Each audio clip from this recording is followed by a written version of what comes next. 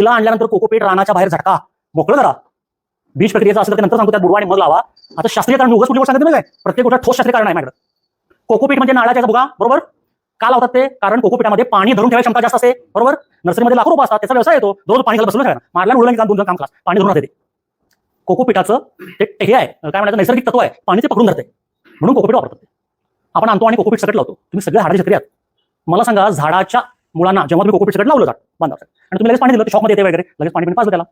Cocopeat आधी त्याच्यामध्ये पाणी आहे, तुम्ही पुन्हा पाणी दिलं. कोकोपीटची टेंडन्सी काय आहे? पाणी. कुठल्याही झाडाच्या मुळांना जर पाणी जास्त वेळ धरून राहिलं काय होतं?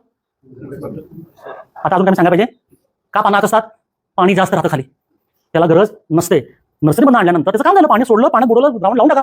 ज्या लोकांनी कोकोपीट काढून लावलंय त्यांच्या झाडांना कुठलाही अटॅक, रोग, बुरशी येत नाही. तुम्ही अर्धा नर्सरी करून बघा, गंमत. अर्धा किलो मान टाकते, एक तर आकसते, तोरड्यामुळे व्हायला लागते, पळायचं लगेच घेऊन दुकानात. ते शास्त्र तुम्हाला देणार औषध त्याच्यावर. इतक्या साध्या सोप्या गोष्टी आहेत ज्यांचा